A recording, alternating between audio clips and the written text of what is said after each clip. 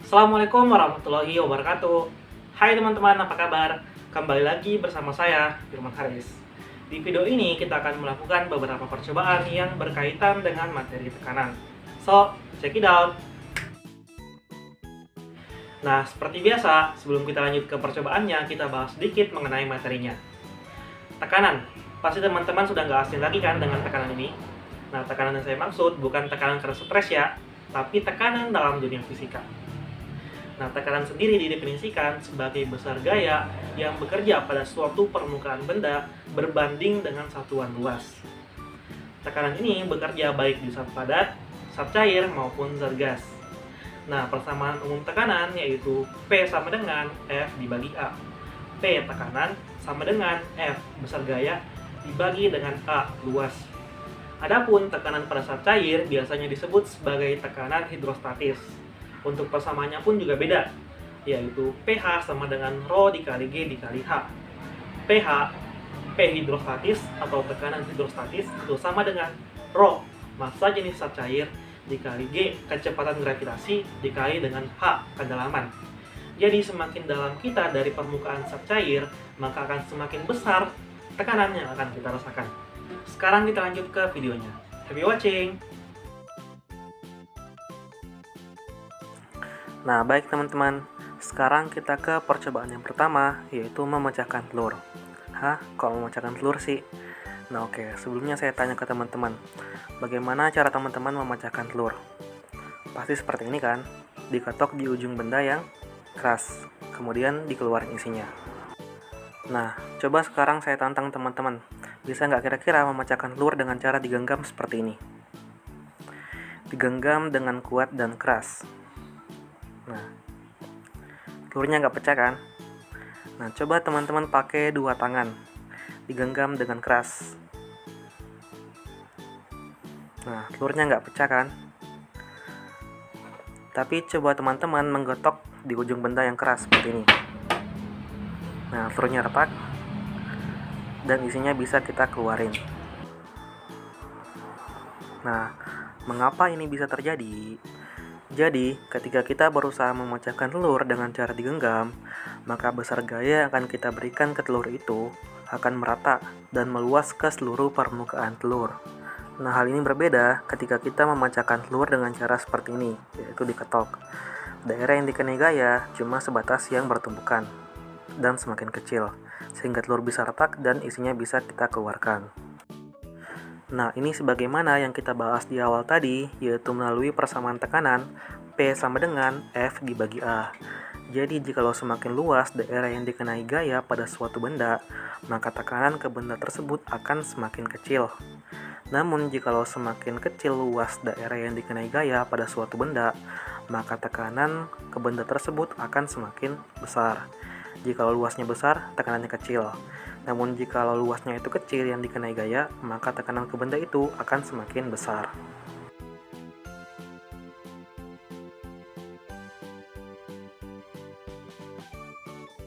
Baik teman-teman, sekarang kita lanjut ke percobaan yang kedua, yaitu air masuk ke dalam gelas. Alat dan bahan yang kita butuhkan yaitu segelas air, terus ada gelas plastik. Nah, di sini mungkin teman-teman lebih baik jika menggunakan gelas kaca. Ada korek, terus pewarna makanan, sendok, wadah, dan lilin. Terus langkah percobaannya ialah pertama-tama kita campurkan air dengan pewarna makanan.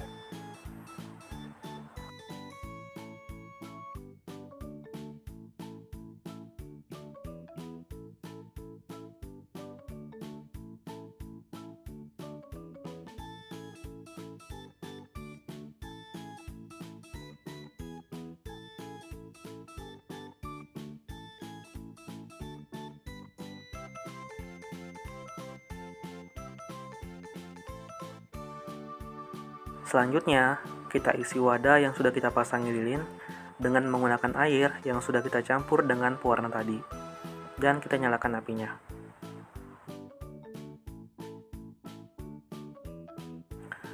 Nah, kemudian kita tutup lilinnya dengan menggunakan gelas.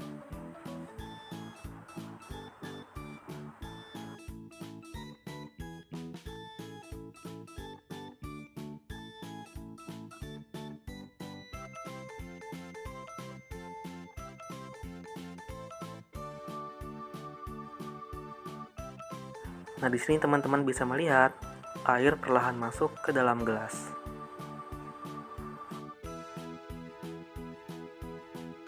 Nah, mengapa hal ini bisa terjadi?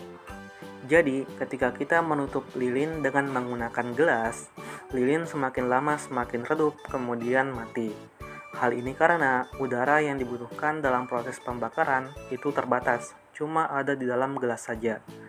Nah, kemudian molekul oksigen yang habis karena proses pembakaran menyebabkan tekanan udara yang di dalam gelas itu lebih kecil dibandingkan tekanan udara di luar gelas. Sehingga tekanan udara mengalir dari luar ke dalam gelas dan mengakibatkan air di luar gelas tersedot masuk ke dalam gelas. Nah, di sini teman-teman bisa melihat karena air sudah tersedot masuk ke dalam gelas, maka tangan saya nggak basah ketika menyentuh dasar wadah.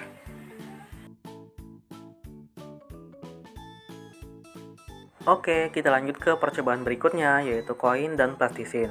Alat dan bahan yang kita butuhkan yaitu 2 buah koin dan 2 buah plastisin. Langkah kerjanya, kita ambil koin pertama dan posisikan di plastisin dengan posisi seperti ini, telentang. Dan koin kedua dengan posisi berdiri. Kemudian kedua koin ini kita tekan, dengan sebisa mungkin kita berikan gaya yang sama.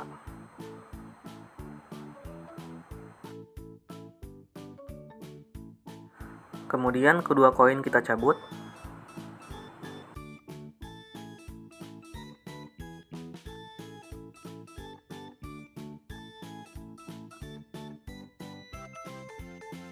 Nah, teman-teman bisa melihat bekas dari masing-masing koin di plastisin pertama dan kedua berbeda.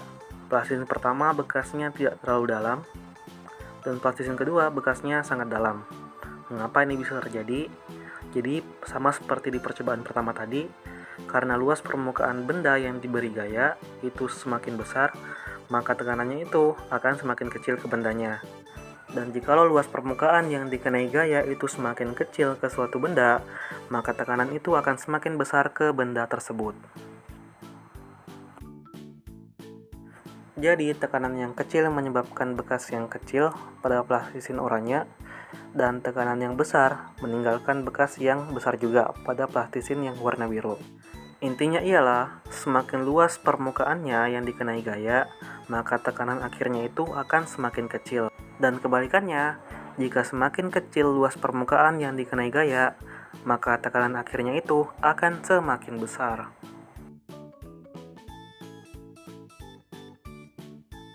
Nah, selanjutnya kita lanjut ke percobaan keempat, yaitu air yang tidak tumpah. Alat dan bahan yang kita butuhkan yaitu segelas air dan sebuah kertas. Nah, langkah percobaannya ialah kita tutup gelas yang berisi air ini dengan menggunakan kertas. Dan setelah itu, kita balik. Nah, teman-teman bisa melihat airnya tidak tumpah.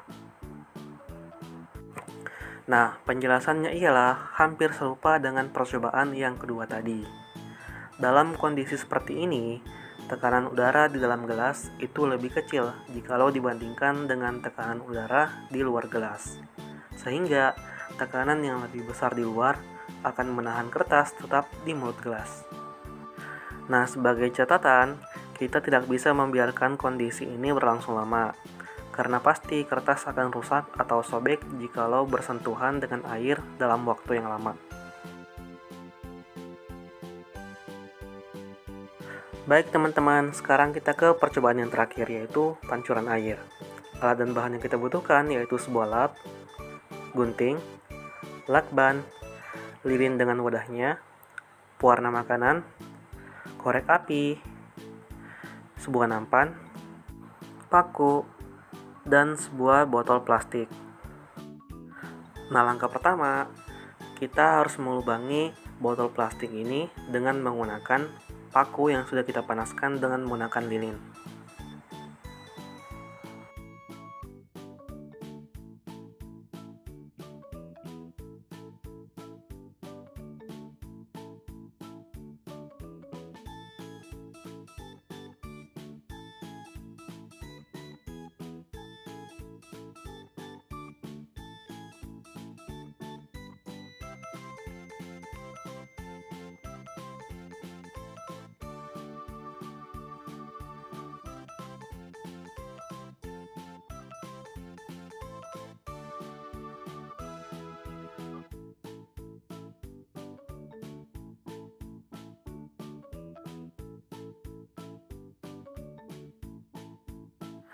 Nah, sudah selesai. Di sini teman-teman bisa melihat ada 3 lubang. Kemudian kita tutupi lubang ini dengan menggunakan lakban.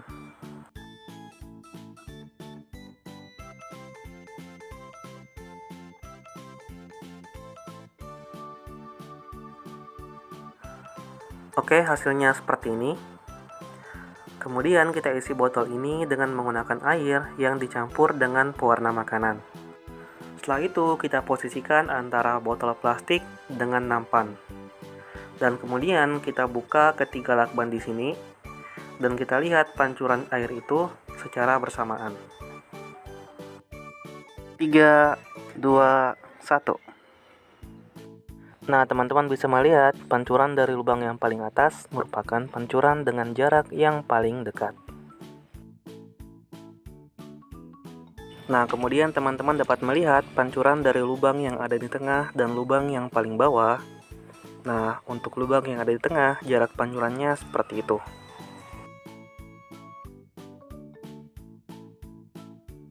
Sedangkan lubang yang paling bawah, teman-teman dapat melihat jarak pancurannya merupakan jarak pancuran yang paling jauh dibandingkan dua lubang yang lain. Nah, alasan hal ini dapat terjadi, coba teman-teman ingat kembali persamaan tekanan hidrostatis yang disebutkan di awal tadi, yaitu pH, tekanan hidrostatis sama dengan Rho dikali G dikali H, di mana H itu merupakan kedalaman dari permukaan zat cair. Nah, teman-teman bisa melihat pembuktiannya pada percobaan ini. Untuk lubang yang paling atas, karena kedalamannya itu sedikit, maka tekanan di lubang tersebut juga akan sedikit, sehingga akan menghasilkan pancuran dengan jarak yang paling pendek. Kemudian disusul oleh lubang yang ada di tengah dengan jarak pancuran yang lebih jauh, dan lubang yang paling bawah menghasilkan jarak pancuran yang paling jauh.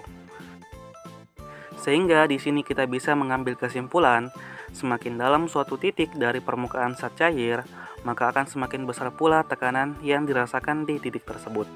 Yang mana di sini dibuktikan dengan jarak pancuran air yang semakin jauh karena tekanannya semakin besar. Baik teman-teman, mungkin cukup sekian yang dapat saya sampaikan pada video kali ini. Saya mohon maaf jika ada kesalahan maupun kekurangan. Ingat, jangan lupa untuk selalu belajar, like, komen, dan subscribe jika memang video ini bermanfaat. Terima kasih, syukron, arigato, thank you. Assalamualaikum warahmatullahi wabarakatuh.